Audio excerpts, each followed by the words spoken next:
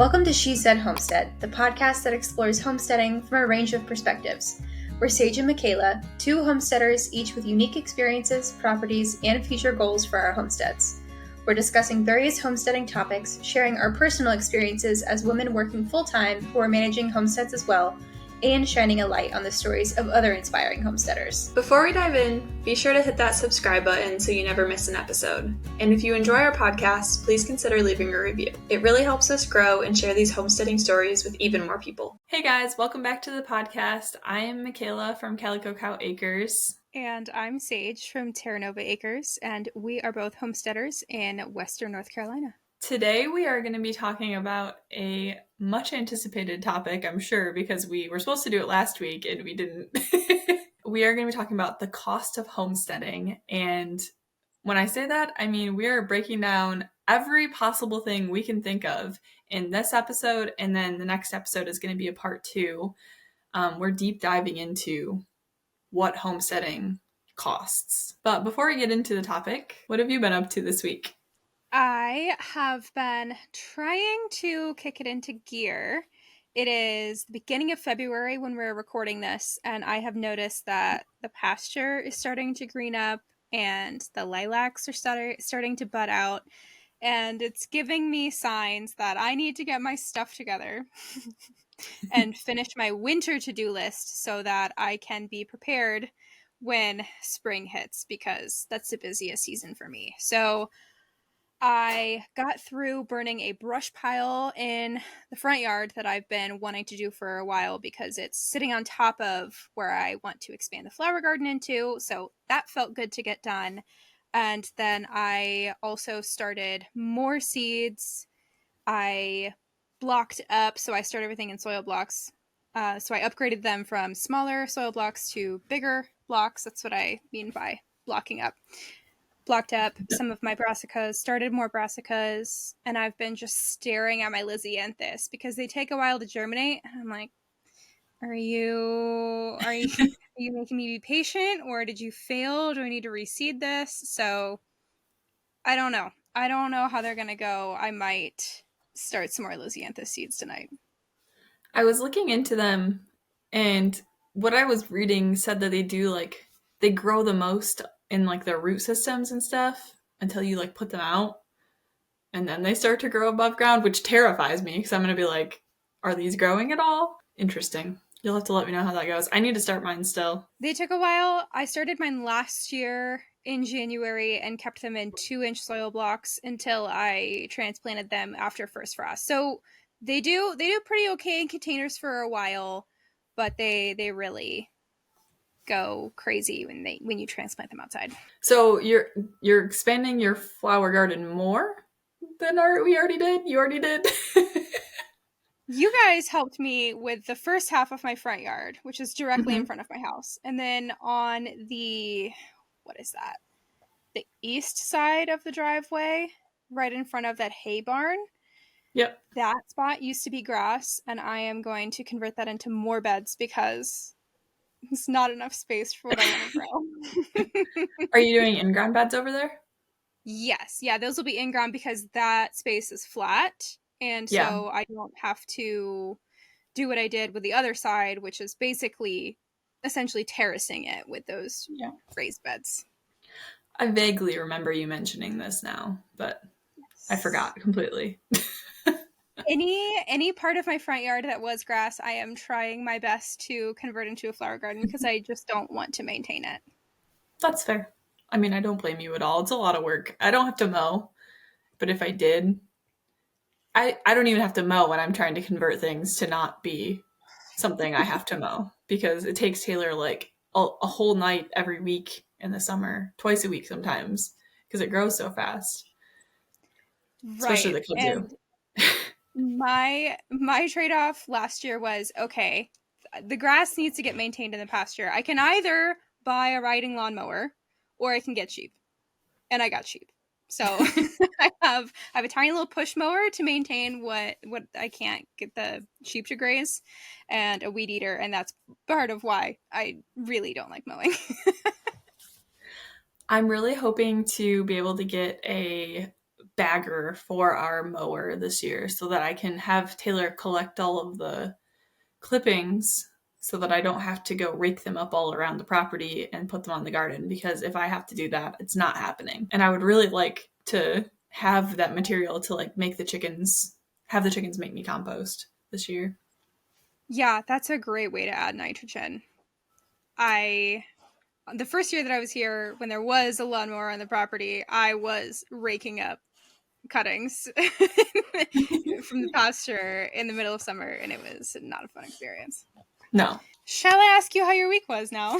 I suppose. It's been a good week. I've kind of been hibernating this week from social media. I've just kind of been putting my head down to like do stuff, but I've been mulching my little heart out all over the garden.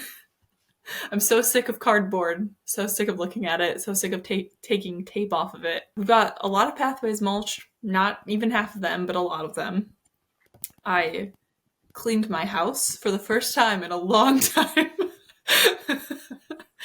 And Taylor is currently downstairs, so again, if you hear noises, which you shouldn't because he's not using tools, he's downstairs putting a citrus oil finish or whatever on raised bed planks, because we're going to be building raised beds this weekend. And we sold our first eggs yesterday. That was cool. Somebody came and bought they traded us honey for 5 dozen eggs, which was really nice to get rid of. We've not had this few eggs in our fridge in months. I enjoy it. We just started scheming up some plans to do a cheap little farm stand setup, because I think people are scared by our sketchy looking house and don't want to stop by. What else? I've been working on, that's putting my head down to work on things has been me working on creating building plans for like our mini coop that we just built, our mobile coop that we just built, the canning shelves, the raised beds, and a few other things that I can list for sale on our website for cheap, and also put in my portfolio so I can hopefully get a job soon. So your website where you're going to put up those plans for sale, is there anything on there right now? Is that a new thing? Is that an existing thing? Well, we have a website, and it kind of links. Our website is just sort of like links to a bunch of other places. Like it links to our YouTube channel. It links to, it's called the Stand Store, which is like a place to sell digital products. So like that's technically like our shop tab. It's just a different website, but it links to it. And then our actual website has like our blog and like recipes and stuff. But right now on our Stand Store, I have the garden blueprint freebie on there. I'm still working on doing the full gardening guide, like for complete beginners, that I've been working on since May last year.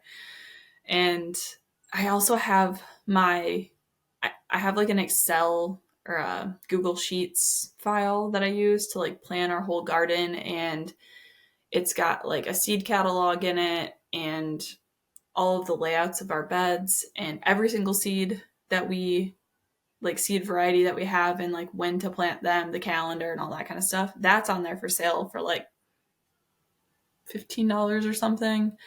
But that's the only thing we have for sale on there right now. So I'm hoping to get plans on there soon. But the plans are probably going to be like $5, because for the most part, at least in my brain, these things are sort of self-explanatory. But I know a lot of people don't know how to build things, so it's probably just me. I mean, like, using the actual tools isn't my forte, but like knowing how things go together, I'm like, okay, yeah, that's easy. But like, if I were to just go build it myself, I'd be like, I don't know how to use this tool. I can put stuff together, but how long it's going to last is another question. I can figure it out. It'll be something, but I don't know how quality it'll be if I build it. Yeah. All right, let's dig into the topic at hand. The topics that we're going over today are feed, poultry, and then meat chickens specifically because it's kind of its own thing, ruminants, other animals, just kind of a catch-all for pigs, rabbits, that kind of stuff, and bees. And next week, just so you know what you have to look forward to, we are going to be going over general infrastructure, preserving and kitchen tools, gardening tools, and just getting a garden set up in general, and then general tools and equipment like screwdrivers and drills and all of those kinds of things. So as far as feed goes, there are actually more options than I was aware of before I became a homesteader. Typically, it's broken down into conventional, non-GMO, and then organic, and it gets more expensive each tier that you go up. So for conventional feed, and this is super broad because it depends on where you get it, it depends on what animal you're feeding, but just in general, and kind of based more on chickens because that's what a lot of people are feeding. Conventional is going to be like $15 to $20 for a 50-pound bag.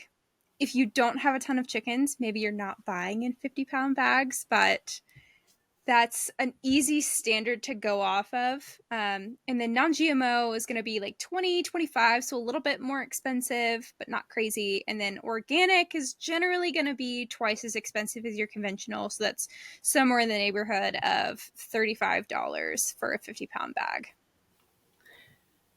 Do you buy the soy-free or just the standard organic? Just out of curiosity. That's a good point because you can get even more specific within each category. As long as I'm buying organic, I do not mind buying feed with corn or soy in it. So I get the conventional of the organic varieties.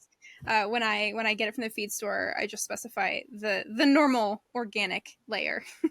I think another thing that's important to note that probably you wouldn't notice if you are just getting into this, but a lot of bags of feed that you'll buy now, ever since I think probably 2020, a lot of companies switched to 40-pound bags, and they're the same price as they used to be at 50 pounds, or they're more expensive. So the brand that you buy is still 50-pound bags, but our bags are 40-pound because we just get it from Tractor Supply right now. So the brand that I get is coffee, and that's because I like to go to a local feed store. Local. It's like 20, 30 minutes away from me.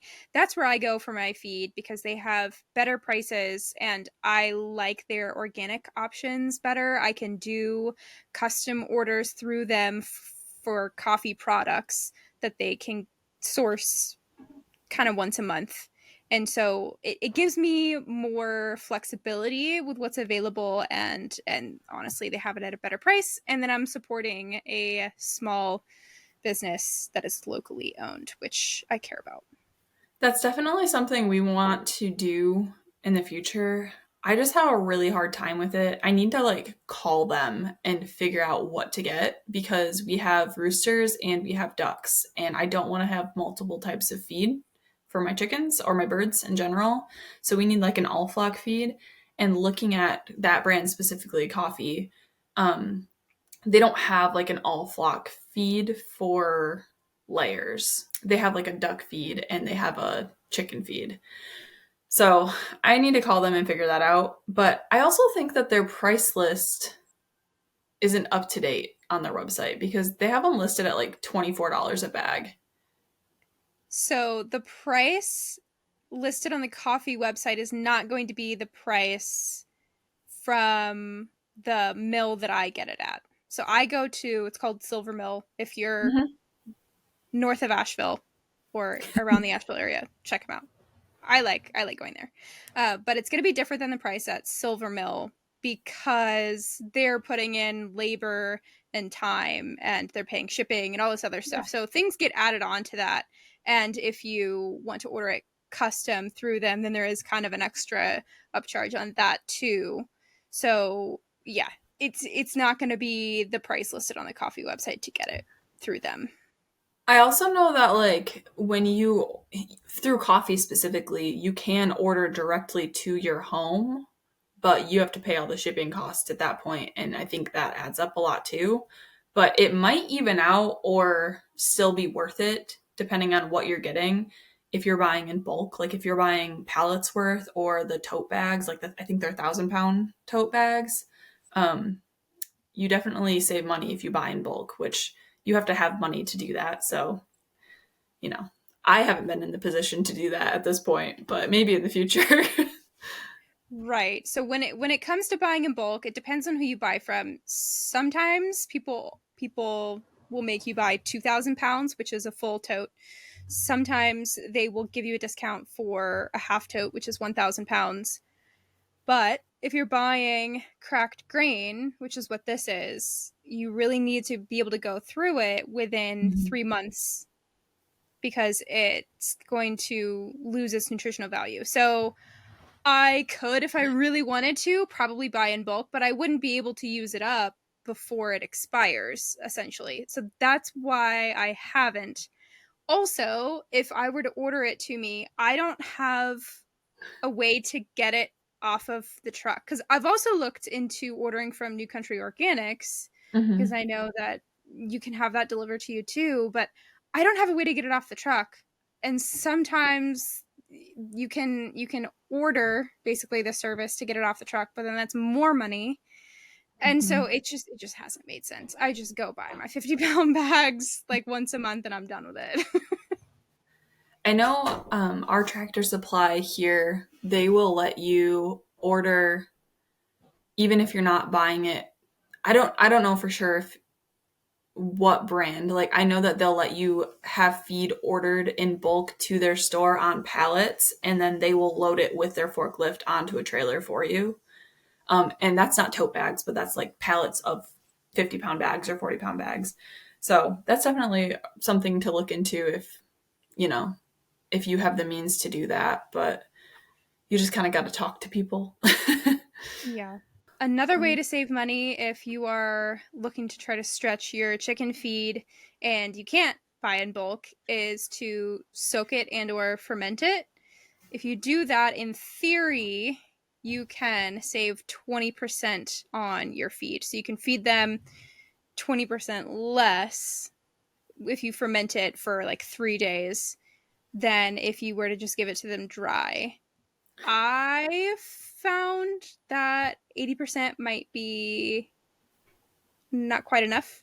So I don't currently ferment my feed, but when I go back to that in the summer, because the buckets won't freeze, I'll probably do more like 90, just because I feel like my chickens got a little bit underfed when I went fully all the way down to that 80% efficiency.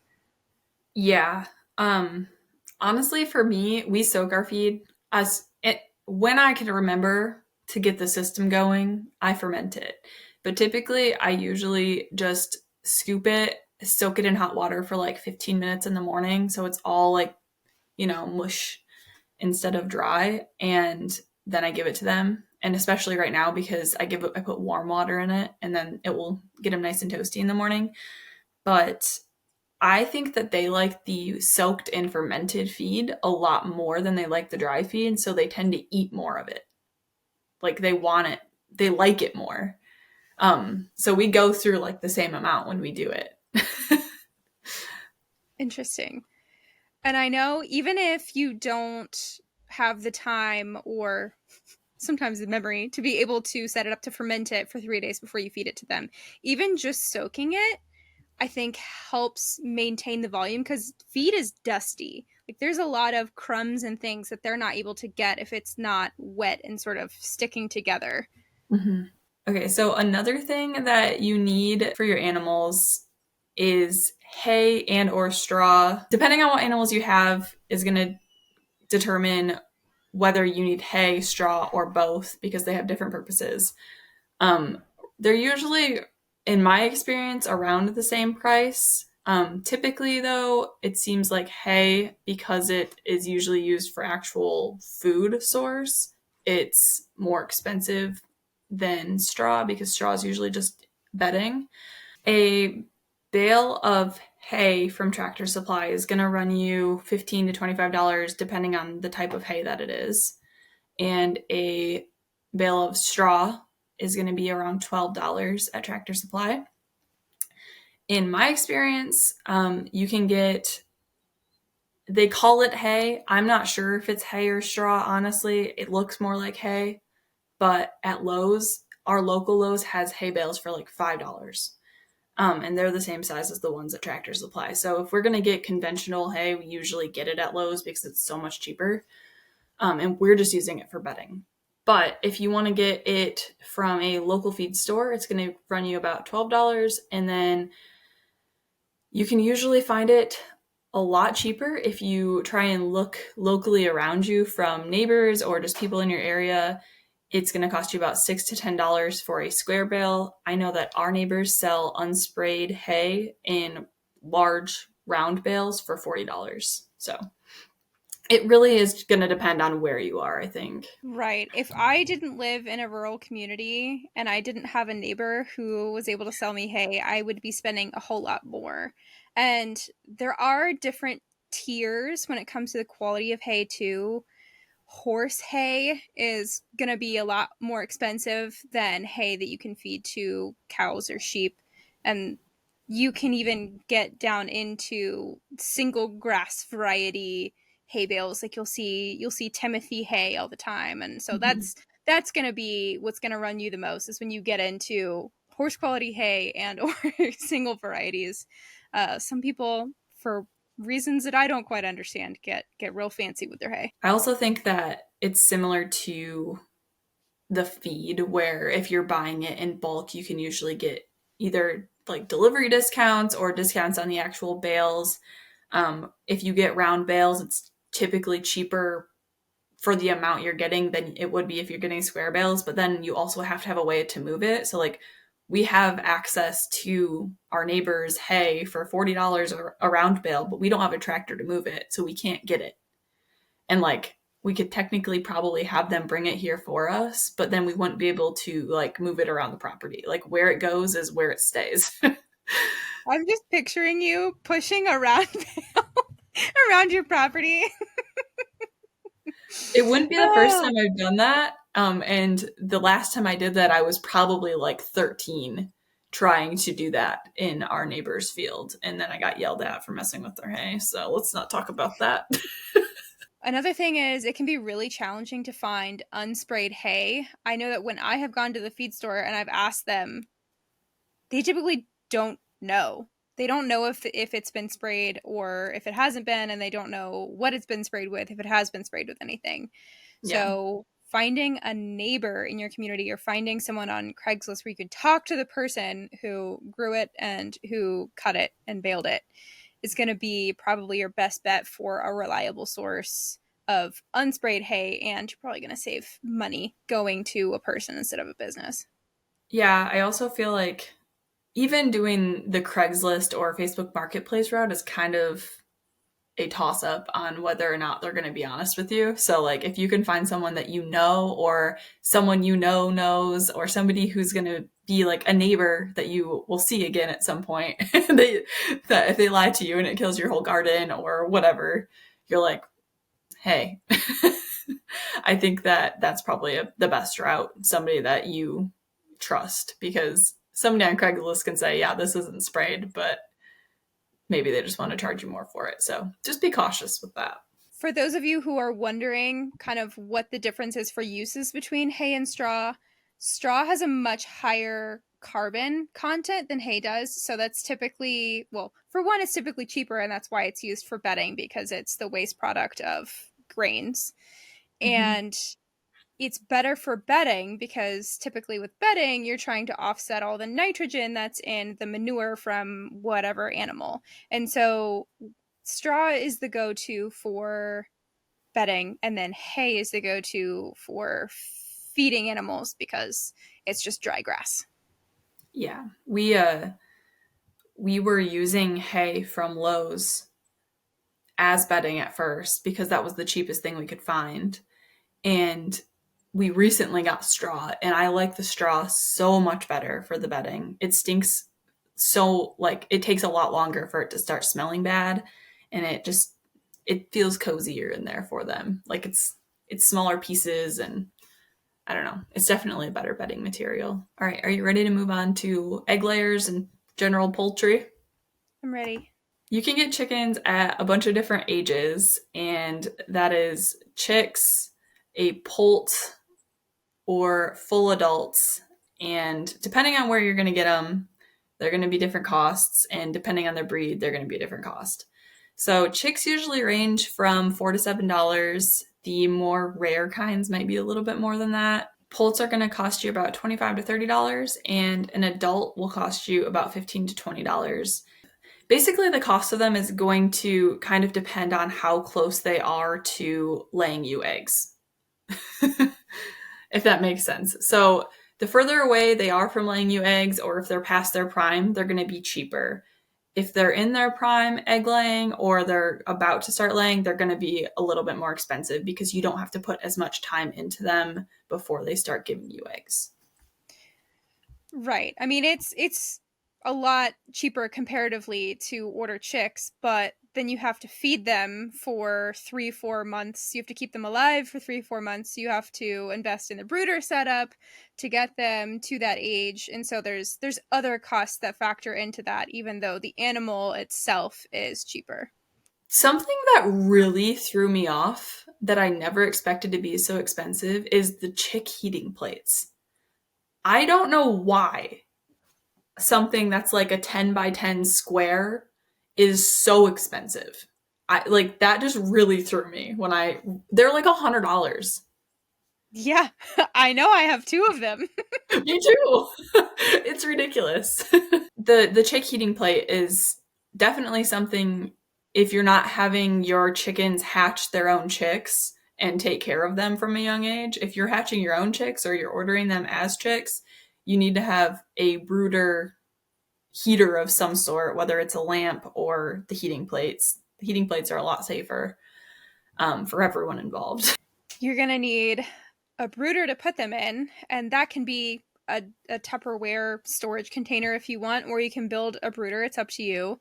You'll need that source of heat for them. You'll need some really, really cute small waters and feeders that they can get access to, because if you give them an adult chicken feeder, they're not going to be tall enough to get into it. And then you'll need some sort of bedding. A lot of people use pine shavings. You could use straw.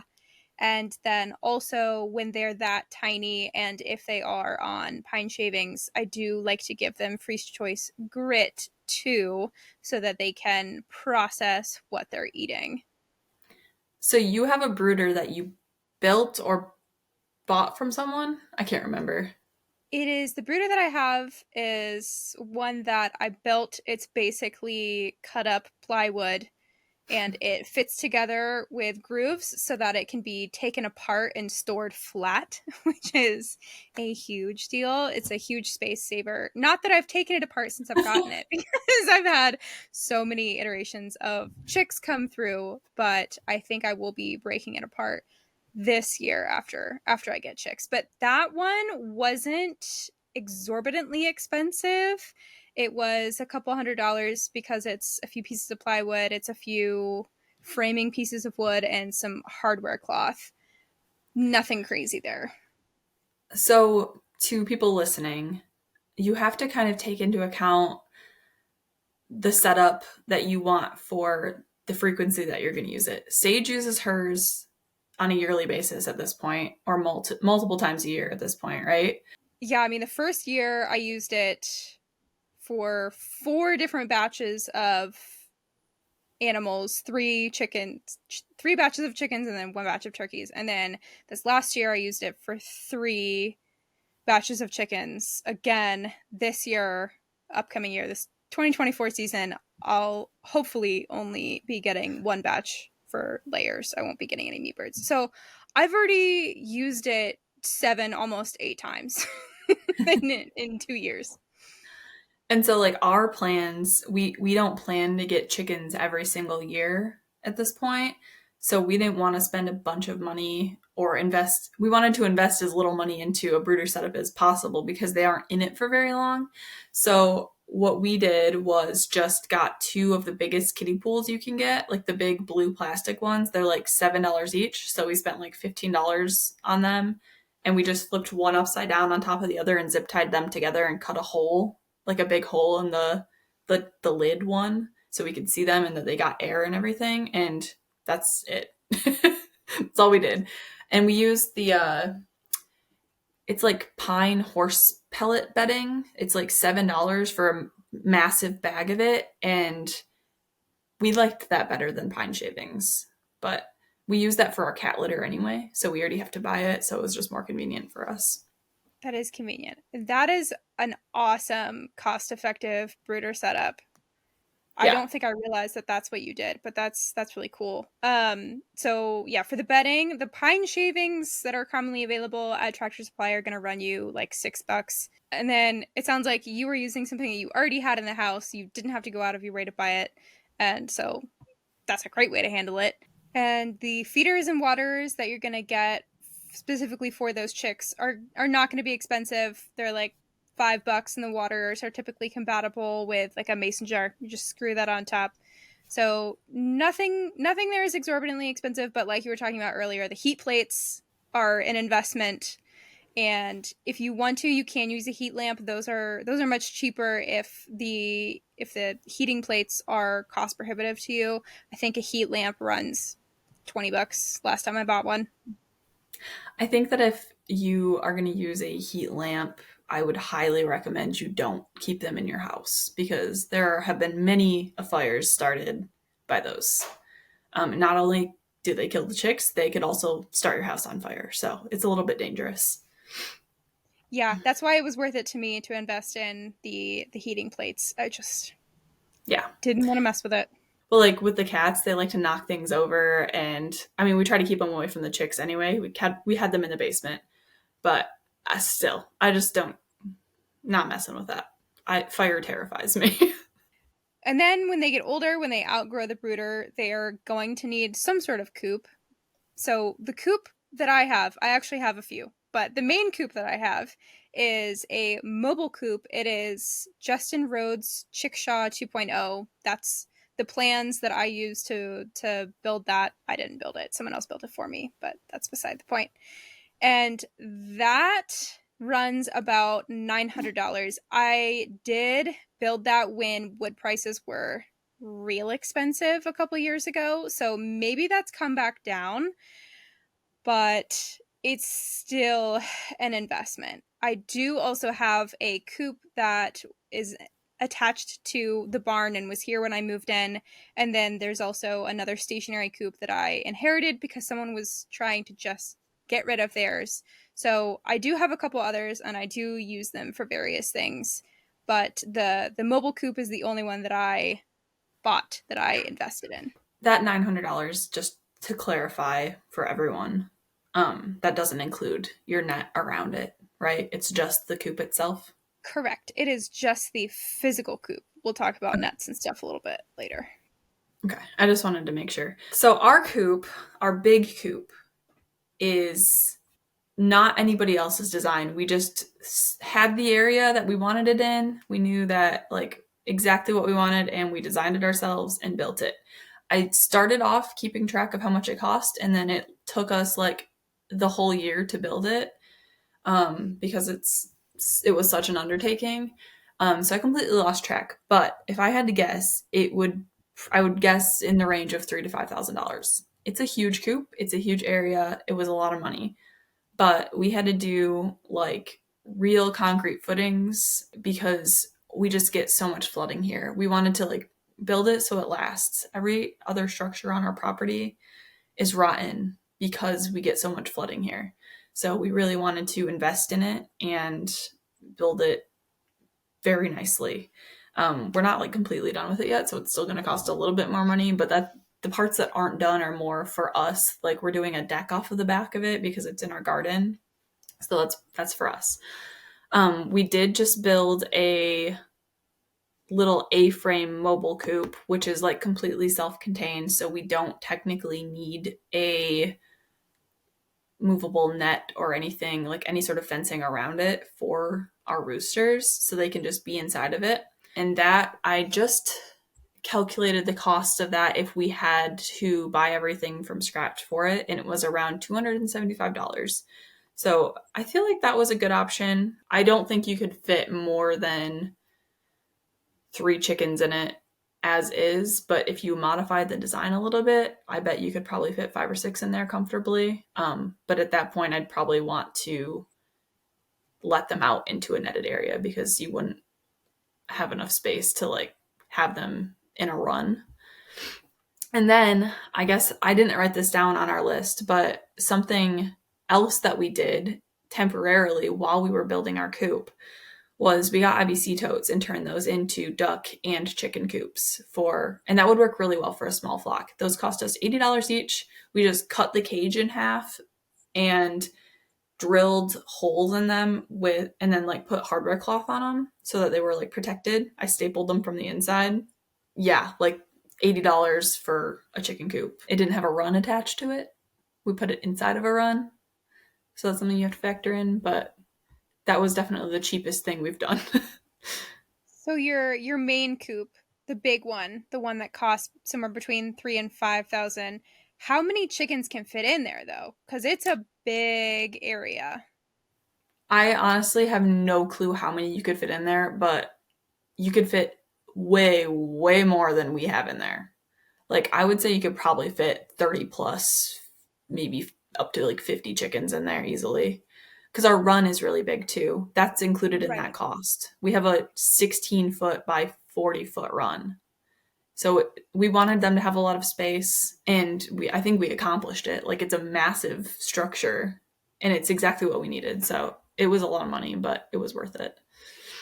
I think you could fit, in terms of the roosting space, I think you could easily fit like 30, 40 chickens in there. I think the run would start to get cramped if you had 40 chickens in there. Oh yeah. But if you like let them free range for part of the day or whatever, you could definitely stretch it into that. So I mean, that coop is well built. No, nothing's getting into that. You have room to grow into it, and you're not going to have to rebuild it. So those are the factors that go into that number. We also strategically placed it where if we want to, we can open up one of their doors and set up a net. Like, because we still want to get poultry netting because we would like to let them free range sometimes. In terms of normal store-bought stationary coops, or if you wanted to do a smaller, more practical sized coop, those you can buy them at the store from around like $200 to $1,000 or more, depending on how many chickens you need it for, if it includes the run. There's a lot of factors to this, but you can usually find them for a few $100s. There are a lot of options. So your big coop comes with a run, but mine doesn't. So my mobile coop it's not only the coop, but it's also the fencing and the accessories that go with that. So if I were to just have the coop and free range them with no net, obviously that wouldn't be any additional cost, but I don't do that because I like to intentionally rotate them and I want to give them a little bit more predator protection. But that's an option. If you want to have a coop where they can sleep and you're good with them free ranging during the day, then you can do that at no additional cost. You might have to replace some chickens more frequently than you would otherwise, but it is free. Or you can get some mobile, essentially electric netting, and there's different brands in that. There's different sizes in that. There's a whole lot of ways you can do that.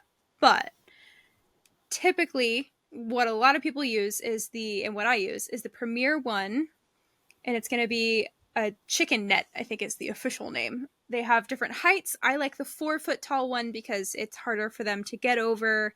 I don't have their shocker knot net, which is also popular. You will also hear other people talk about that. That has not been in stock since I have been doing this, and so I have not been able to get it. That one is a little bit more expensive, but it is slightly better than the chicken net in keeping smaller chickens in. So I do have some issues here and there with my chickens getting out, but it's not enough for me to go out of my way to buy a whole other net. Anyway, the 160-foot long, 4-foot tall chicken net that I have, that net is $200. The price on that has gone up since I bought mine, but that's what it's available for right now. And then I combine that with a mobile solar energizer. So altogether, that cost is about $650. If you have something like a perimeter electric fence where you can hook that up to a different existing energizer and you don't need that mobile solar energizer, you can save the cost of that there, or you can get something a little more cost effective if you're willing to make a setup with a DC energizer, something that would attach to like a car battery and move it with that. You don't have to get a solar energizer. I just am not very handy and was like, you know what? Whatever. I'll invest in the solar energizer. I don't mind that. So that's what my setup looks like. We should do a quick pause in the middle of this episode. We should have said this at the very beginning, but I know that it's sometimes hard to see like the date things were posted. So all of these prices that we're listing right now are as of February 2024.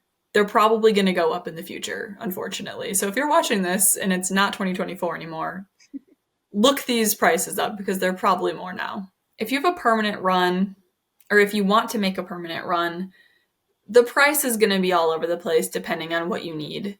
And what you need is going to depend on what predators you have in your area, your climate and your soil type, your flock size, and just your preferences, aesthetically or otherwise. Some options are wood posts in the ground, just like digging a hole and shoving a wood post in the ground, which is what a lot of people told us to do.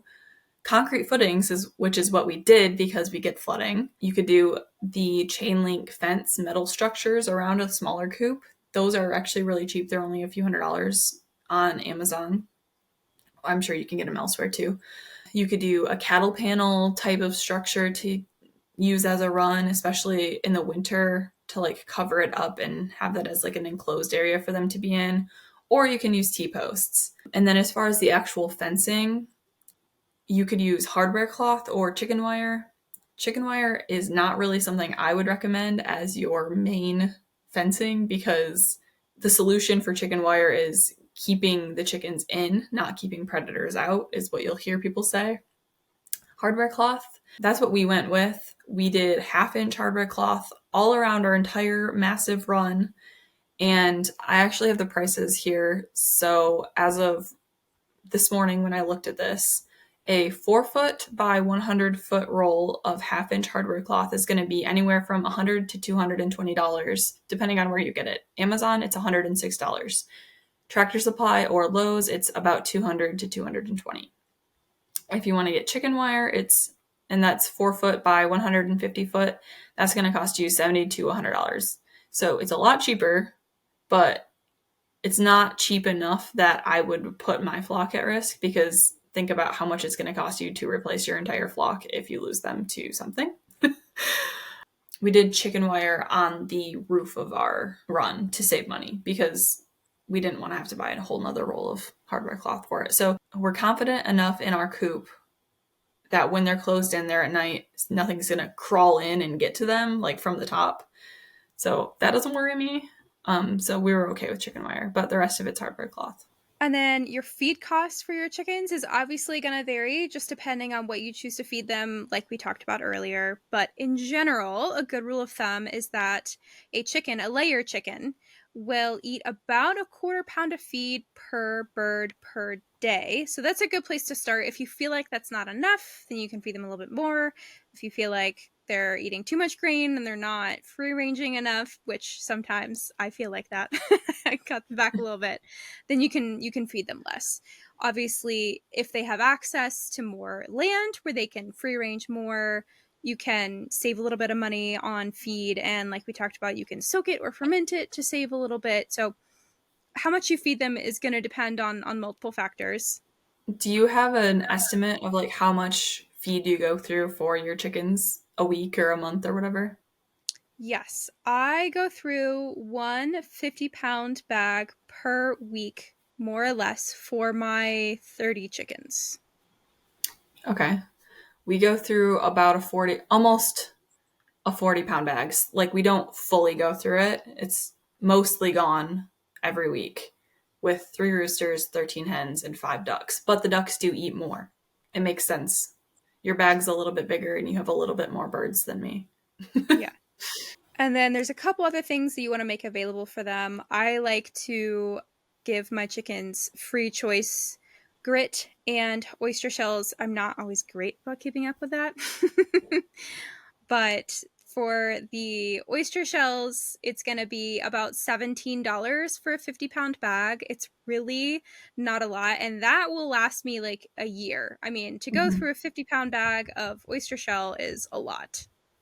It's just for scale reference, a 50-pound bag of oyster shell for some reason feels significantly heavier when you're picking it up than any other 50-pound bag.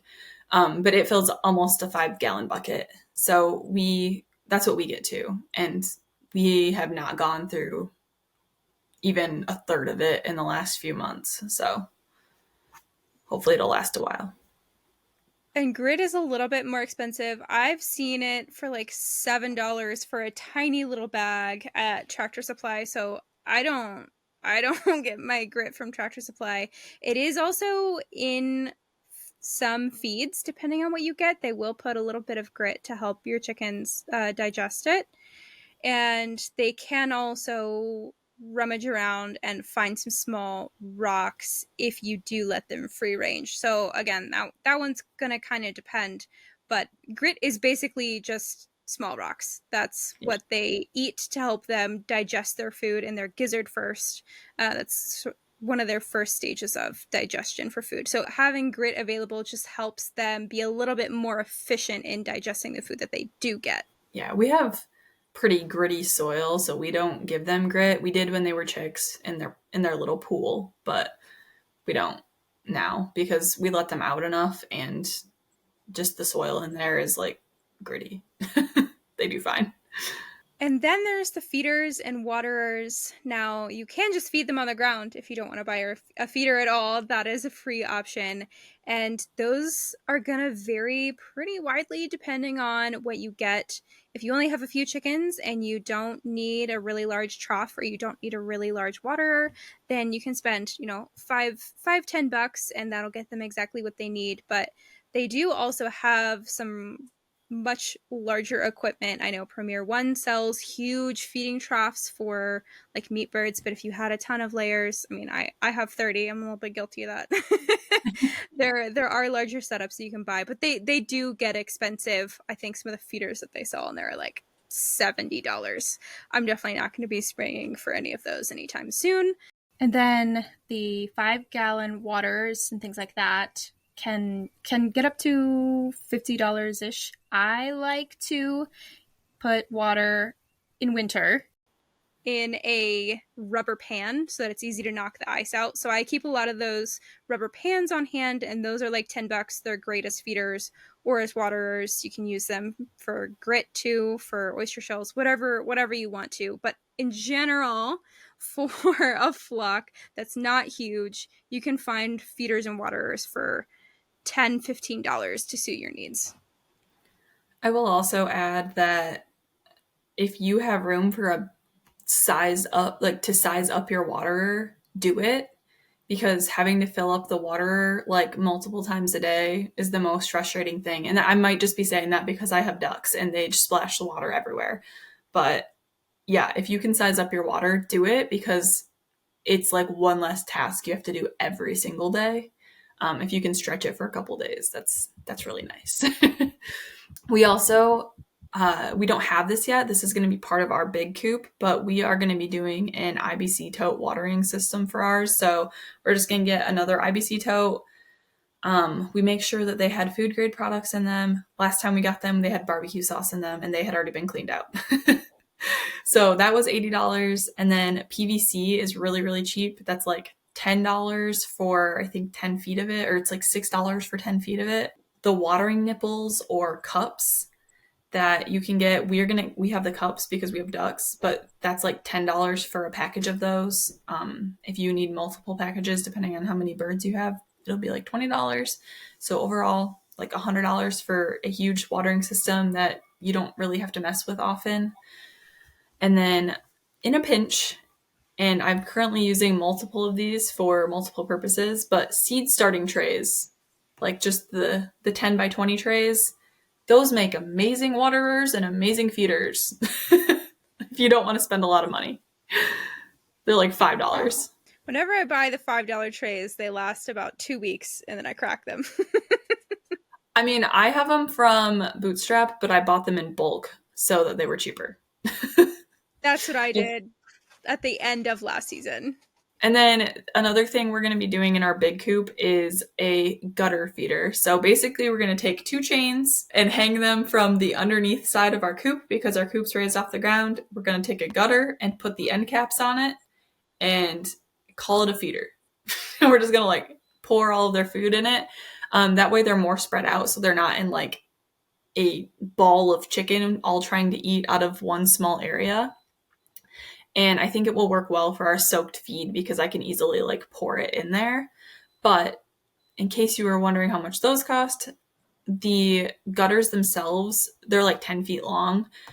So we probably won't use the full length of it, but they're $14 at Lowe's. And the end caps for them are like $2. I don't know how much chains are, but probably not very expensive. Another thing we're probably going to do is also put one on top of it. So we'll flip a gutter upside down on top and like raise it a few inches above so that they don't try and stand and roost on the actual gutter. Like that will prevent them from swinging on it basically. So if you are looking for the most budget-friendly way that you could keep chickens, maybe enough to get roughly a dozen eggs, replace what you're getting at the grocery store in a week, you can do that by keeping, 5-ish chickens in a small stationary DIY coop that if you have access to scrap materials, great, absolutely use the free stuff, but not everyone does. And so you can easily go and pick up some wood or some other building materials, make a coop just big enough for those 5 chickens to hang out, to be happy, and put in just a large enough run for them to do their thing. And if you have the capability to free range them, because that's a great way to reduce your feed costs, have happier chickens, and not invest a ton of money in fencing. So that's an option for you. Or if you want sort of a fancier option, maybe you're really into permaculture and you are good with investing more money and having something like a mobile coop with the mobile fence setup, and those costs aren't prohibitive to you, and you can be weird like me and have 30 chickens and more eggs than you can possibly eat. That's another option for a setup for you. On the topic of poultry and chickens in general, we're going to talk about meat chickens next. They're a little bit different than what you'd need for layers, particularly because they're going to be there for a much shorter amount of time. Right. I have done a few different batches of different kinds of meat birds on my property.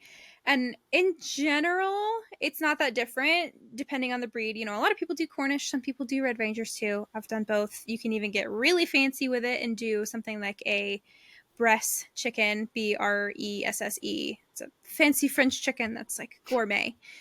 But in general, the chicks are going to be cheaper than layer chicks. They're going to be like $3.50-ish. Depends on how many you order. If you order them in bulk, you get them a little bit cheaper. But for those of us who can't be doing them in the hundreds, they're going to be around $3.50. And then they're not going to need the same kind of coop setup that you would give layers. They really need a place to eat and some sort of roof over their head. So there's a lot of different ways that you can do that. The meat chicks will obviously need a brooder set up the same way that the layers would, but then when they graduate from the brooder, they're not going to need the same coop setup. Since I don't have much experience with this, are they in the brooder for the same amount of time as layers would be, or are they in there for a shorter amount of time? Depends on the breed. We're going off the benchmark of 8. So a Bresse chicken would be in the brooder for about 8 weeks, which is more or less normal. And then Red Ranger chicks would start to outgrow it and start to have the feathers that would be needed for them to graduate from it. About 2 weeks shorter, so like 6-ish weeks, 5-6-ish. I've pushed it to like 4 with them. And then the Cornish grow so fast that honestly they outgrow it at 4. Like at 4 weeks, I'm like, you guys have got to be on grass. This is nuts. And there are different kinds of Cornish within the Cornish subset itself. So some people will get Cornish to grow so fast that you're harvesting them at 6 weeks. So obviously, if their full lifespan is 6 weeks, you want more than a third of that to be outside on grass out of the brooder. But again, it depends on how you raise them. My experience is with more of a permaculture setup where they're on grass, but I know some other people do it slightly differently. So as far as housing them once they're out of the brooder, you have a few different options that are common within the homesteading community. There are the Salatin style chicken tractors, which is the best way I can think to describe it as a big box. It's got a flat roof on it. You pull it, once, twice a day and give them fresh grass. There's the Siskovich style, which looks, for lack of a better word, like a big, house, but it's roughly, 6 by 10, and you also pull that. It's just a little bit taller. You can step into that, and it's a slightly different way of doing things. But the Salatin style is going to run you roughly $150, depending on what you build it with, what you have access to, what kind of wheels you put on it. There's wiggle room in that number. And then the Siskovich style is going to run you a little bit more than that. It's going to be about $300, again, just depending on how you're able to source your building materials. From what I've heard, do you do one of those kinds? I don't. I do something different. Okay. Well, I guess based off of those two kinds, from what I've heard from people, like multiple people and videos I've watched, the Siskovich style seemed to be a lot more convenient when you're trying to actually go into the coop to like get the chickens on butchering day and like pull them out, so you're not crawling around in a bunch of a whole crowd of chickens and chicken poop and stuff trying to catch them. The Siskovich style ones just seem a lot more convenient to me, and I think they look nicer too. But yeah, they're more convenient. They just cost a little bit more to build. Yeah. So my setup is different from either of those. I didn't do the Salatin or the Siskovich. I basically copied more or less what Justin Rhodes did. He calls it a meat shaw. I call it the Ranger Station because I think that's quippy and cute. But it's essentially just a mobile roof. There's wheels on it. I can pull it. It's the same handle that's on my mobile coop. And it's just PVC siding on the top of it. It's enough for them to get under. They honestly don't even try to roost in the same way that like layers do. Layers will see a branch and be like, that's where I need to be. These guys, they like to sleep on the ground, and sometimes they don't even sleep under the roof. It's a way to keep them, it's a way to give them shade. It's a way to keep them dry when they need to. But honestly, they don't even use it that much. But I have that within an electric netting setup, the same as my layers. My layers have a 160-foot net. I generally keep meat birds in a 100-foot net because I move them more often and because I don't like to give them too much room. If they have too much room, then they get too much exercise and they don't put on as much weight as I would like them to, but I do like to keep them moving more frequently so that they can free range as much of their food as is reasonable. Yeah, and then they're not in their poop as long either. Exactly.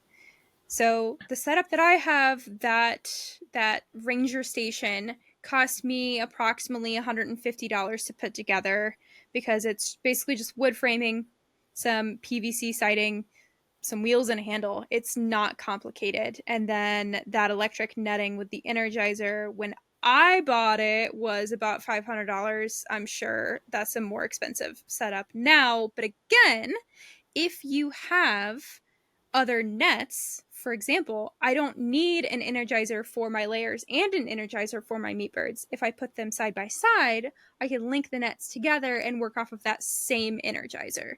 So it depends on the other systems that you have and what efficiencies you're able to build off of. There are also other ways that you can raise meat birds if you want to. I have seen people who have larger operations basically just set up some nets, stick some guard animals out there, and raise their chickens in the forest. They do feed them supplementally, but if you have the space for that, and if you want to just try it, you can. I mean, they can forage in the forest for a lot of their food. That's honestly, the forest is where my chickens go and I let them out. They like the pasture, but something about digging around in the leaves and finding the bugs under there, that's their jam. Good bugs. That's where the good bugs are. And then if you do that, you don't necessarily need to invest in the upfront cost of a shelter for them. They can use the canopy because you're really going to be raising meat birds in summer.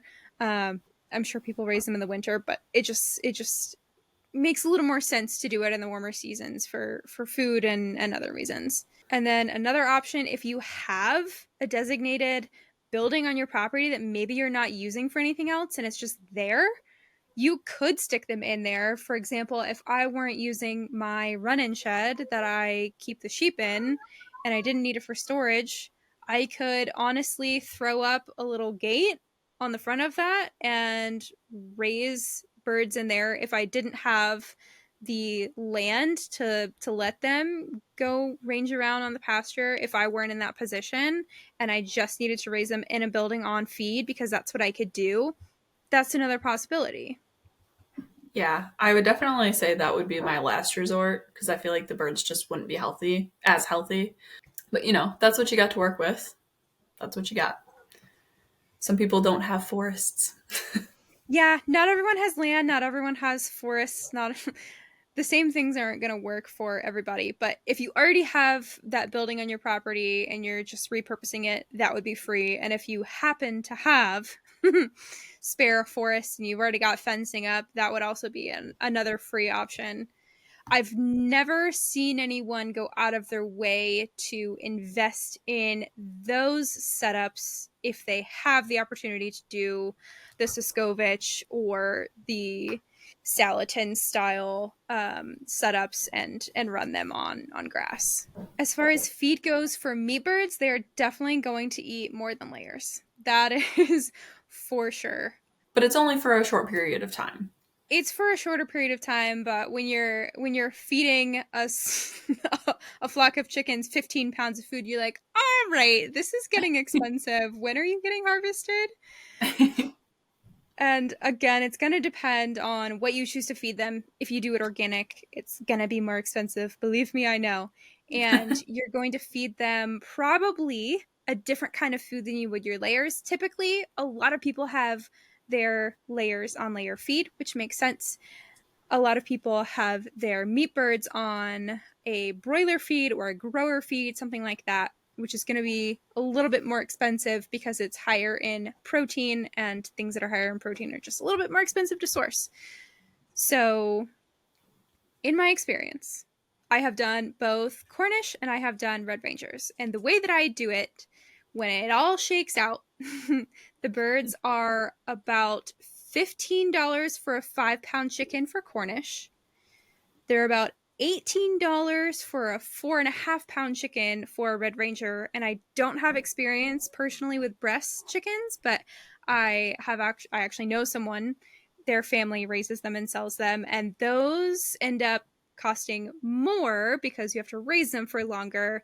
The cost to raise them, not the cost to necessarily buy them, is going to be, about $20-ish for a 4-pound chicken.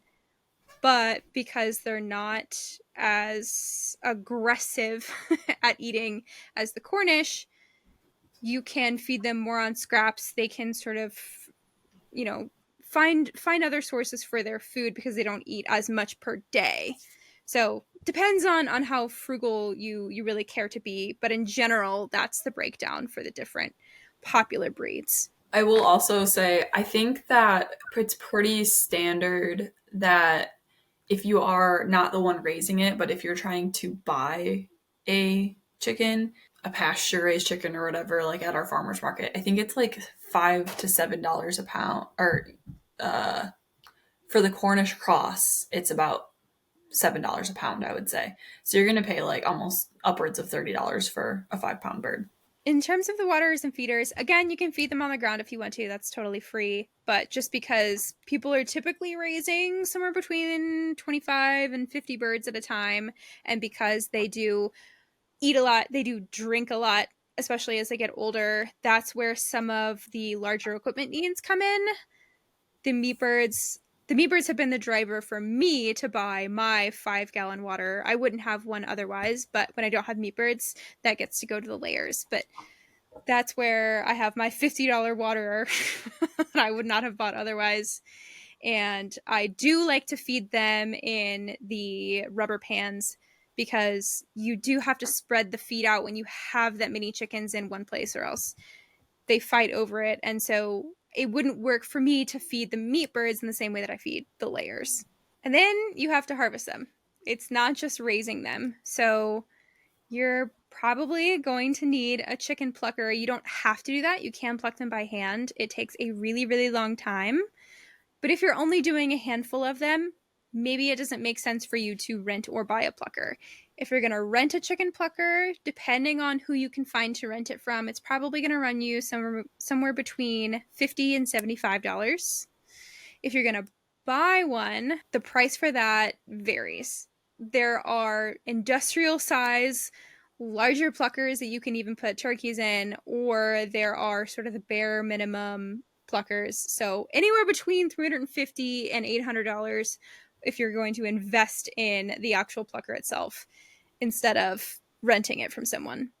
You're definitely going to need a scalder. A lot of people, myself included, like to use a turkey fryer for that, which is about $100. And the cones that a lot of people like to use, again, myself included, to do the actual dispatching of the chicken, those are surprisingly expensive. Those are like $30 each, and you want to have a few of them, so you end up spending $90 to $100 just to have the cone set up to dispatch them humanely. And then there's just random equipment. There's knives, there's a table to do the processing on, there's the bags that you're going to use to put them in, there's the cleaning solution, there's the cutting boards, paper towels, gloves, all kinds of random stuff. And when that's all said and done, that's like $200-$300. The table, you obviously don't have to rebuy every time you harvest chickens. That's a one-time purchase that you reuse again and again. But if you don't have the equipment and you're investing in it from scratch, it's gonna. I know a lot of people have easy ups that they get to if they don't have like a structure or like a garage to do it in. That's something that I've seen a lot, and those aren't like super expensive, but I think they're probably another $100 or so if you wanted to get one of those. I recently invested in one, and I highly recommend it, especially in the warmer seasons. It makes such a difference to be able to stand in the shade. Yes. I was going to say, I feel like it's more for the sun, like getting shade from the sun, than it is for in case it rains. Like, it comes in handy then too. I've done it in both. But it seems like it would come in handy more often, probably for the shade. The shade factor, I can imagine, especially if you're doing it in the summer here in the South, that would be intense. The only day I did it, it was like the coldest day of the year, so it was also not fun. Nice. No, it was better than having it be 100 degrees. I don't know. I would so much rather be too hot than too cold. I am miserable when I'm cold. So the next thing on this list is ruminants, and this isn't something that I have much experience with yet, but we will be getting goats at some point. Sage has sheep, and neither of us have cows. So we tried to guesstimate these costs as much as we could for you guys, but just know that we don't have experience with all of these animals firsthand. We have a decent idea. You can look up cows on Craigslist, and the structures for these really aren't all that different. Yeah. looking at Craigslist, if we're looking at cows, it's gonna run you about $300 for a calf, and anywhere from upwards of $1,000 to $1,500 or so for a milk cow. And these prices are all probably going to depend on whether or not they've been milked before, their age, all that kind of stuff. Just like with the egg layers that we talked about, the price is going to be different depending on where they're at in their cycles of life, I guess. Sheep are going to cost you about $100 for a lamb and $300 to $350 for a ewe. And for goats, it's going to be about the same as sheep, but there's a bit of a wider range there. The shelters of these animals are going to be a little bit bigger than the ones we previously talked about, typically because obviously the animals are bigger. But there's a massive range of where you can go for their types of shelter. So you can go from a barn, which could cost you thousands and thousands of dollars, depending on how nice you want to make it, or if you want somebody to build it for you, if you want to build it for yourself. It's about $25 to $100 per square foot, so that's a huge range. We personally plan to build our own dog trot style. I know that nobody else probably knows what the heck that means, but it's basically one roof with two structures and then like a pass-through like breezeway in the middle of them. Ours is going to be it's going to be 12 by 36 overall, and each room is going to be 12 by 14. So one of them is going to be a goat barn, and one of them is going to be a like storage garden potting shed type of thing. We estimated that as of right now, it's going to probably cost us around $12,000 to build that. And that's us doing everything. So you can get a lot more expensive than that. You could probably do it cheaper, but that's just what we're planning to do.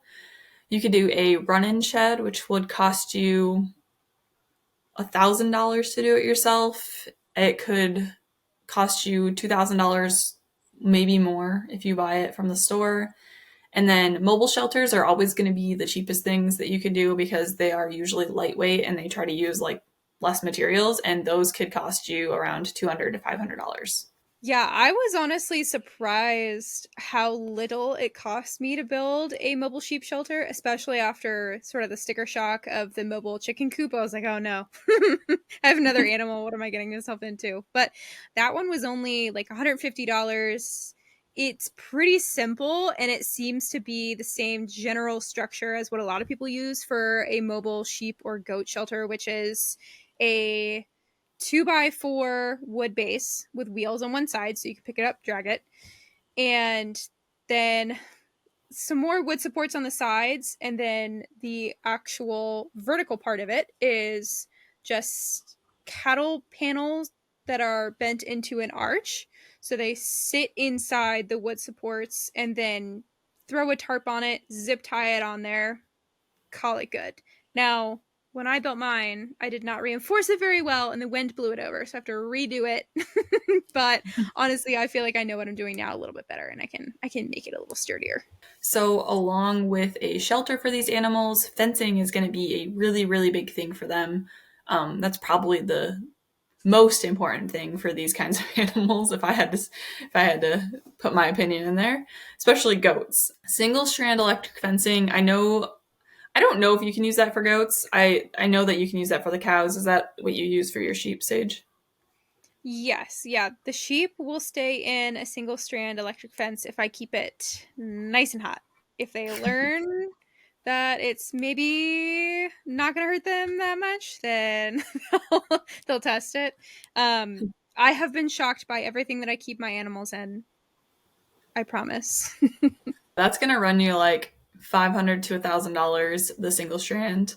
The single strand that I keep my sheep in is because I like to keep everyone moving. It's meant to be mobile. So I have a few different reels with lengths of some thinner single strand electric fencing. It's poly wire. It's not pure metal. It's part plastic, part metal, so that it transmits the electric current, but also it's easier for them to see. So if they can see the visual barrier and they know that it'll give them a small shock if they touch it, that's what helps the sheep. For cows and things, you got to keep it a lot hotter. It's not so much about making sure that they can see it. It's about keeping it real hot. I know nothing about what you need to keep goats in, but for my setup, the reels are $50 each. And I also work with fiberglass posts that are movable. Those are like $3 each. And the single strand per each roll is about $50 for like 1,000 feet. And then if you were to have a separate mobile solar energizer for that one, like I have for my other net setups, that's another like $300. Or if you can hook it up to something that just plugs into an outlet, that kind of energizer, that's more like $70. So all in all, my sheep setup for the fencing is like $750. You can do it, between $500 and $1,000, just depending on what your personal needs for the setup are. As far as goats go, we have looked into it a little bit, and you can keep them just in the standard netting like you do the chicken netting is really what we're going to use for them. We'll use the double stake posts just for it being extra sturdy, and we're going to get the taller one, like the tallest net you can get, which I think is the 4-foot chicken wire. I think the chicken one the chicken net, I think the chicken one's the tallest one. They have a shorter one for goats and sheep, but I think we'll just get the chicken one. And then also we're getting smaller goats. We're getting Nigerian dwarf goats because we don't want to deal with big ones escaping. And then as far as a stationary setup for them goes, I'm not an expert on this, but from what people who have goats have told me, and when I've asked them about it, they have preferred using a 4-foot tall woven wire, because then when they push on it, the welds don't break because they're like wrapped around each other. It's woven, not welded, because the welded breaks. That's just what I've heard. And then I know you want to put the fence on the inside of whatever posts you're using so that when they push on it, it doesn't break off. That's all the advice I've gotten. I don't know how much it costs though. I haven't looked that up.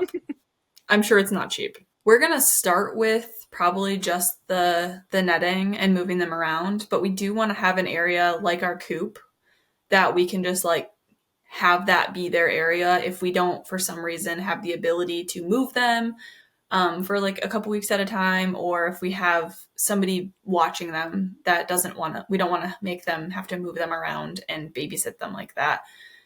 We do want to have a stationary, permanent paddock area for them around their actual barn. So that's going to definitely cost you more than $1,000, I would assume. Yeah, and if you have just a huge pasture area, you don't have to use the mobile fencing. If you have enough space, you can set up permanent paddock spaces in order to do it, rotationally.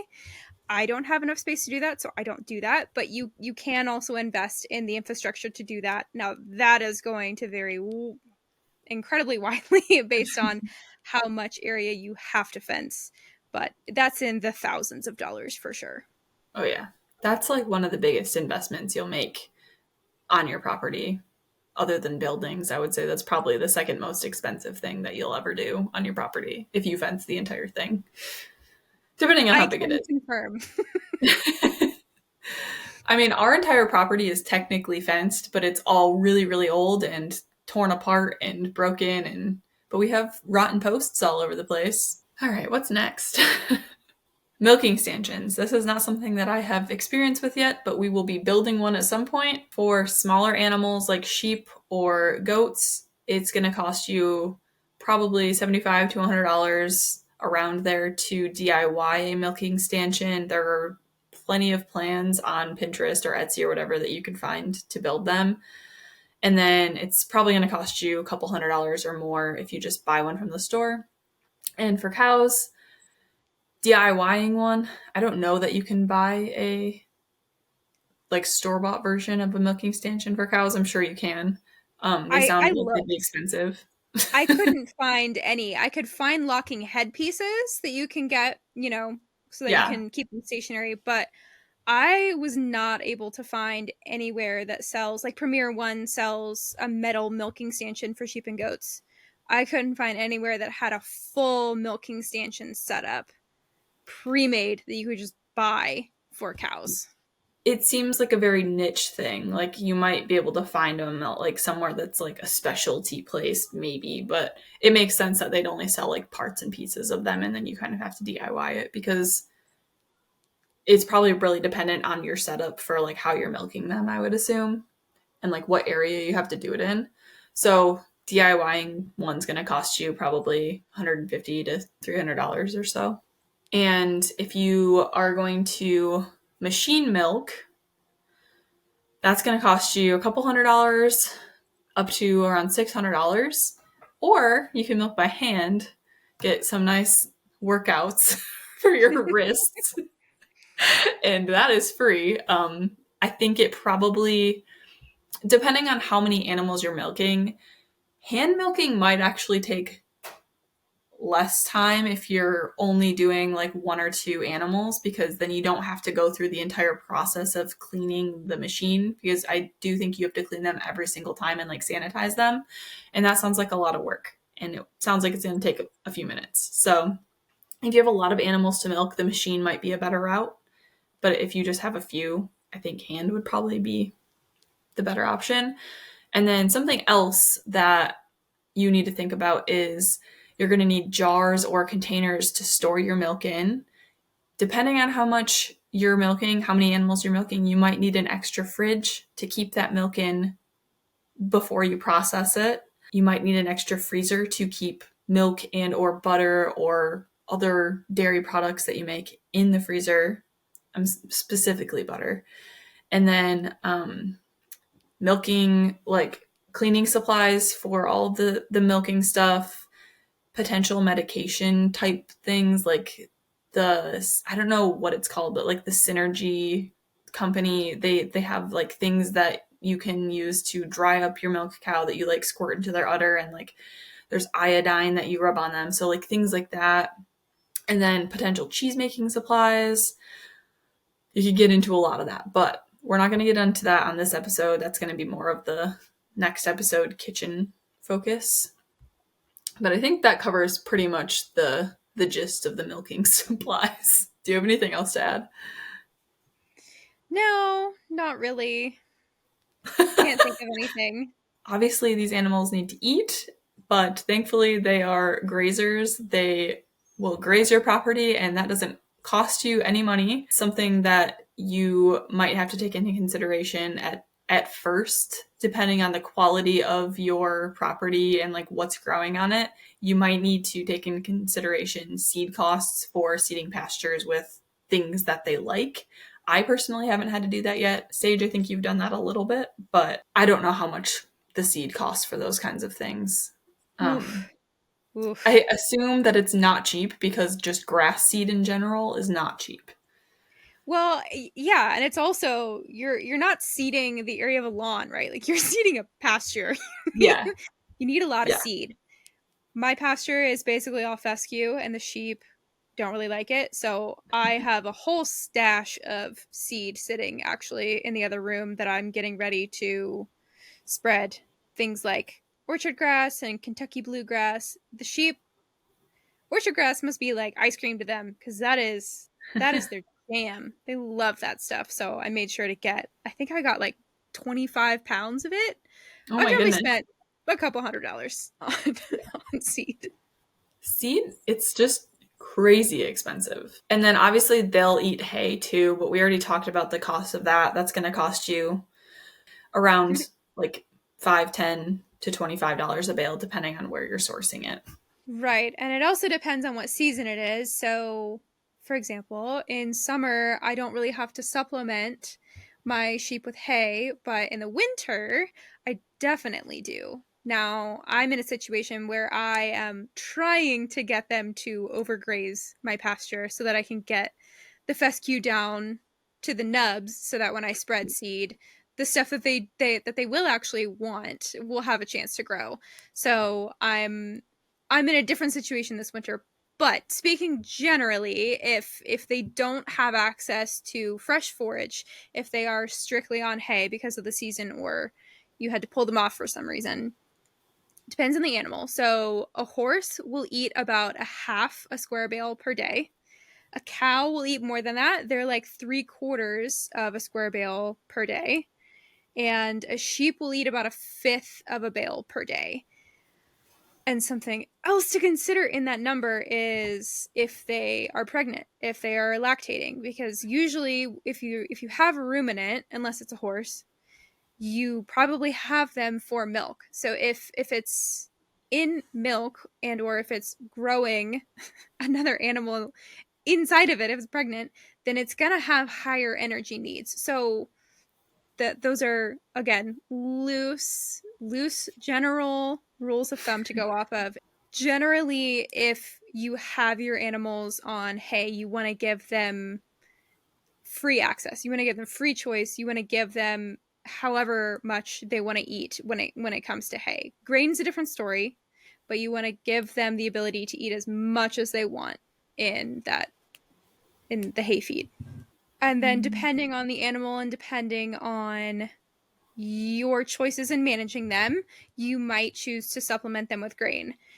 I went back and forth on that for a really long time with my sheep. I generally agree that animals who are fed on grass and who don't have as much access to grain than would, I will say, conventionally, is conventional to do. I think they're healthier when specifically talking about ruminants, because they're built to digest grass. But especially with the kind of sheep that I have, that is something that basically we as humans have engineered. That did not happen naturally in nature. We have bred them to have higher energy demands based on the wool they're producing, based on the amount of milk that they're producing. So I actually do supplement my sheep with a little bit of grain. Now, I don't give as much as someone who's doing it maybe more conventionally would. I give them a little bit in winter because I want to make sure that they are fat and happy. And that's what I've been doing. So the grain that I feed my sheep, I buy like 150-pound bag, and that lasts me the entire winter. So I don't give them much. It's just a little snack. So essentially I spent, $20 to $30 on 150-pound bag that's going to last me the entire season. And so the cost of that is honestly negligible. It's not a big deal. I don't feel that in my wallet the same way that I feel the chicken feed costs. Something else that you're going to usually want to make available to them is salt and mineral in general. Sheep are also different with that. You can't give sheep the same mineral that you would give cows because they are sensitive to copper. So if you have sheep, please make sure that you are giving them mineral that is specifically for sheep, so if they're not getting copper toxicity. They can have copper. Copper is not bad for them. It's just not good for them at the same levels that it's present in something that's made for cows. I have to ask if your dog is looking at you funny right now because you keep saying his name. No. My dog's name is Copper, but he's off somewhere with a toy. I don't know what he's doing. I just picture him being like, yes. What? But when it comes to mineral, that's really cheap. I got a 50-pound bag for like $25, and that's probably going to last me a couple years. That doesn't expire as long as it doesn't get wet. So yeah. I'll have that for I don't know how long. Again, I'm not going to feel that in my month-to-month homestead costs. That's just something that's sitting in my storage and then I pull from when I need it. Obviously, for these animals, you're going to need feeders and waterers for them. Theirs are going to be a little bit bigger than what the smaller animals were going to be. So hay feeders are going to be $75 to $300. Water buckets, just like a standard bucket for them, not very expensive. That'll be like $10. And if you want to go with like a full water trough, depending on how big of a trough you want, it's probably going to be like minimum $100, if not significantly more than that, depending on the size. Yeah, my sheep do not need a water trough, so I'm not investing in that. If I invest in a water trough, it's going to be for a hot tub or a Ooh, yes. pool. I might need a water trough. I might Yeah. need a cowboy hot tub. Yes, exactly. Okay, so I think that pretty well covers ruminants. Do you have anything else you want to add to that? Or should we move on to randos? And one final thing to consider with ruminants is if you're getting them, for example, like I got my lambs when they were, a few weeks old, you might have to buy milk replacer in order to raise them up. I didn't have the budget to just buy adult ewes or ewes that were bred because I would have spent like $1,000 and I just couldn't afford that at the time, so I got lambs. But milk replacer is also expensive. I think I went through 3 of the largest bags that I could get at Tractor Supply, which are not small. They're like big, but they don't go by weight the same way that like grain bags do. And so I spent, what is 75 times 3? Like $225 just on milk replacer for those lambs. So be aware that if you buy a calf or lambs or kids, that might be an additional cost. How long were you feeding them that? See, I babied them. I kept them on milk longer than I had to. So typically, the most efficient way to do it is to wean them off at 8 weeks. At 8 weeks, they're done. And I was like, well, I'm not totally sure because the woman that I got them from couldn't give me an exact date of when they were born. And if I were a lamb, I would want a more gentle weaning process. So I was like, you guys are cute. I'll feed you milk. I'll wean you until 12 weeks. So I definitely didn't have to spend that much money, but I did. And also, just for anybody who's listening and who's not familiar with Sage's sheep, she has 3 sheep. So $75 per bag times 3, you said, about $225, but that's for 3 of them. So Yeah, I don't have a huge flock. I have just what I need. Yeah. I just wanted to put that out there because I know we hadn't mentioned that you only had 3 or that you have 3. So perfect sense. Makes for people gauging how much that's going to cost them. So if you're looking for a ruminant animal, whether that's just to help you mow your pasture or because you want a ruminant for milk, a budget option would be to get a smaller animal like lambs or kids, goats and sheep, instead of getting a cow, because their shelters are much more simple. They don't eat as much hay, and they just don't require the size of equipment that cows do. Also, if something happens to one of them, you're not out your entire investment the same way that you would be with a cow. So, in my opinion, sheep and goats are a little bit more of a budget-friendly option. Again, my sheep shelter costs like $150 versus a cow. You kind of have to have some sort of a stable or barn to keep them in. At least that's my impression, or a run-in shed. But if money isn't an obstacle for you, or if you just really want a cow, there's nothing wrong with that. You can get a cow. You can get all of the equipment associated with maintaining a cow. You can get the extra hay. You can get the extra grain. You can get all of that extra stuff. And you would get more milk out of it too. So some of the animals that we haven't talked about yet are pigs, rabbits, and whatever other animals you could potentially think of for homestead. I'm thinking of like quail. I don't know. There are a lot of animals you can have. We're not going to go in depth on this little list because this would be a significantly longer episode, and it's already pretty long. Just off the bat, you're going to need some sort of shelter, fencing, feed, and feeders and waterers for any kind of animal that you get.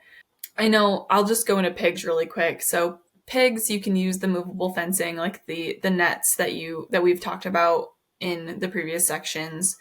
A lot of the times you'll see a movable net with a low to the ground single strand on the inside of it.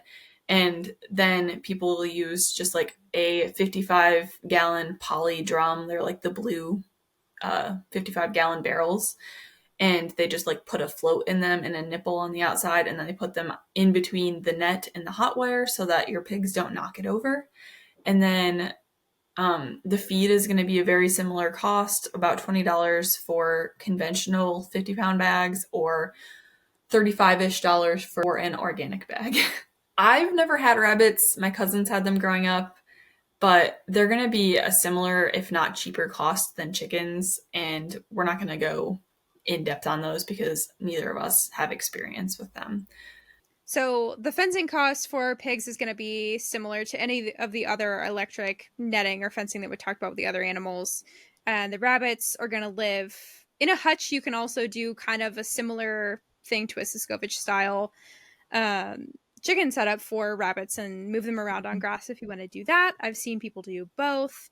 And rabbits are a meat that people will go to to be cost effective because they reproduce very readily. They produce, in my opinion, high quality meat, and there's just not a lot of maintenance costs associated with them like there are for something like ruminants. They also are very space effective. So if you have a really small space, rabbits are probably one of your best bets if you're looking to do some sort of meat animal. You can do them right in your backyard. And I mean, most HOAs probably won't even say that you can't have a pet rabbit, so they don't need to know if you have extra. And then pigs, the structures for pigs are going to be really similar to the cheap movable structures that you would use for sheep or goats too. Yeah, pigs don't need much. Just snacks. All right, the last thing that we're going to talk about tonight about this topic is bees. And this is a whole deep dive we could go on, but we have a fairly straightforward list for you guys.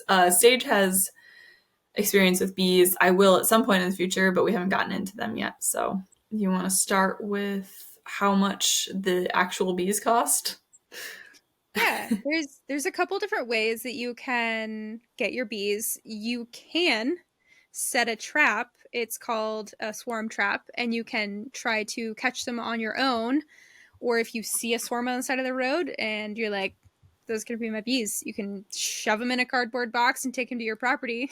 That's a little extreme for most of us, myself included. It's not a conventional way to get bees, but that is a free way if you're looking for a free option.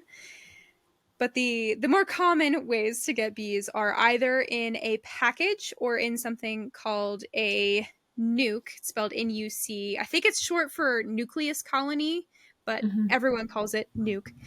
So a package is not going to come with any frames. It's not going to come with any sort of resources for the bees other than a little bit of sugar water.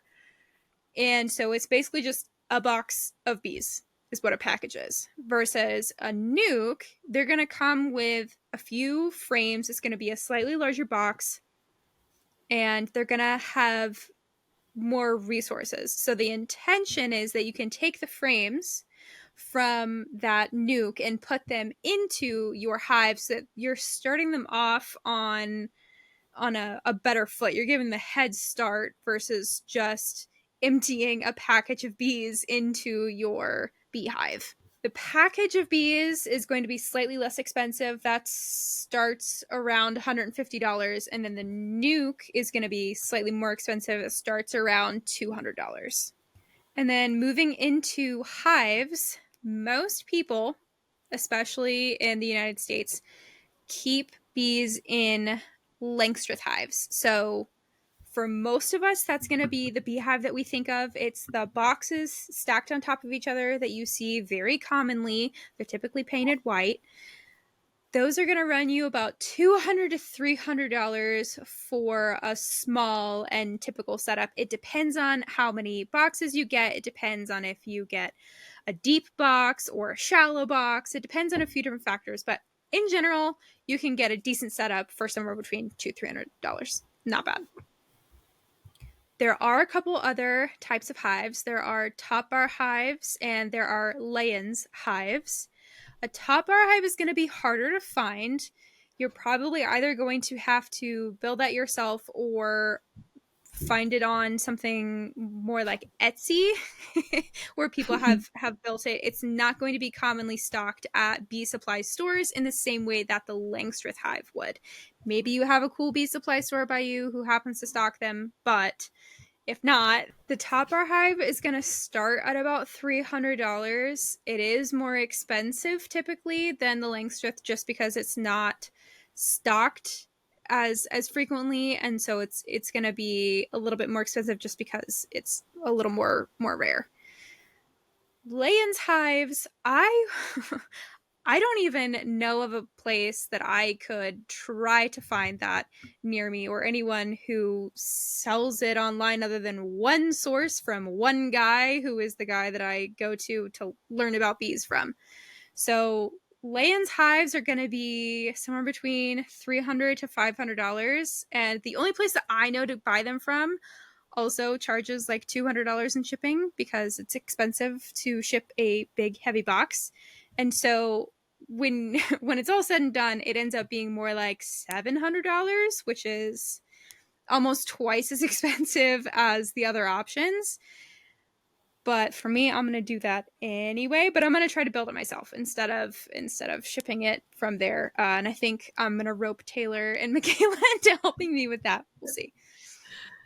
Hey, it'll give us good practice. Taylor wants to build ours too. I don't know what kind. I'll have to ask him.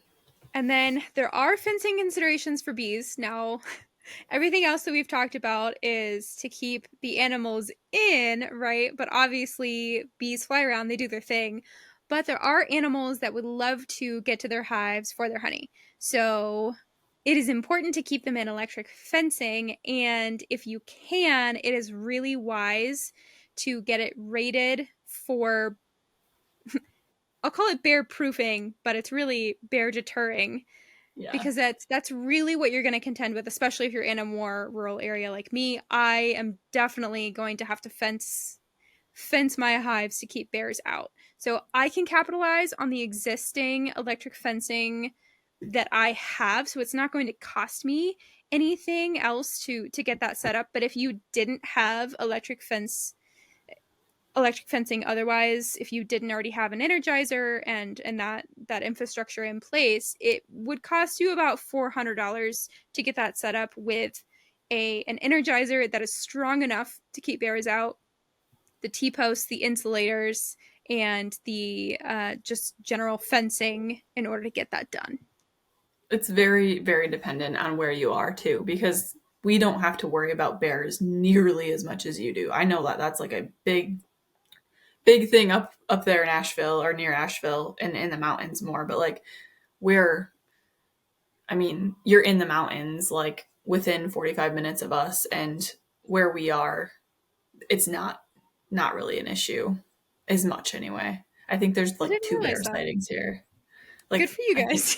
I've looked it up because I'm often in the woods by myself and I just like freak myself out. So I looked this up. And there's only been like a few bear sightings in our general area. So I'm not that worried about that. But I'm sure there are other critters that would like to get to them. Well, I don't know, and even the sheep would like to get up next to the hive to maybe try to itch on it or something that could topple it over, right? So there's other reasons to fence it in, and I definitely want to keep them separated from all my other animals. Chickens coexist pretty well with hives, but you just never know. Yeah, I think ours, so eventually we're going to have a deer fence around the majority, if not all, of our orchard. And we're going to try and keep our bees down in our orchard area. And we'll probably have either guineas or ducks down there or both. And I'm not really worried about them being around them. But bigger animals, I'd probably be a little concerned. And then if you have bees, you're probably keeping them for honey. So at some point, you're going to need to extract the honey. So you can do that for free if you are willing to basically cut and crush the comb. But if you are wanting to leave the comb for your bees It's just less work for them to refill it with honey or brood or whatever else they need it for. So if you want to just uncap that and put it in, for example, an extractor, you can rent extractors for about $50, depending on what you have available close to you, or you can buy extractors starting at about $150. There are fancier ones, there are lower tech ones, but usually for $150, you can get decently what you need. And then there's kind of just the catch-all of the general equipment and the safety gear. You don't have to have it, but you're probably going to want, they call it a veil, to go over your head to protect your face when you are cracking the hives open. Some people go for a full suit, but a lot of people will go for just essentially the jacket and the veil combo. That's what I have, and then just pair it with some jeans and boots. It's a little bit cheaper, and honestly, it's kind of the same degree of protection. Then you're going to want to have bee brush, a hive tool, a smoker, that kind of stuff. So all said and done, that's going to be about $125. And obviously you can go up from there depending on how much you get, how fancy the equipment is. Okay, beekeeping was the last thing on our list for today, but we are going to have a whole other episode with the other topics that we mentioned at the beginning of this episode. I don't know about you, but I'm a little bit curious and also slightly terrified to think about how much all of those costs that we listed would be added up. I'm not gonna calculate it because I do not think I actually want to know how much that would all cost. But I'm curious if you guys listening have anything to add to those topics that we kind of broke down, and if we missed any costs that you personally have incurred. Thanks for joining us on this episode of She Said Homestead. We hope you enjoyed our chat. Before we say goodbye, we'd love to hear from you. Send your homesteading stories to us at shesaidhomestead@gmail.com. We can't wait to share them on the air. To stay connected, follow us on Instagram for updates and sneak peeks at what's coming up next. If you like video podcasts, make sure you subscribe to the She Said Homestead YouTube channel too. We can't thank you enough for being part of the She Said Homestead community. Until next time, happy homesteading.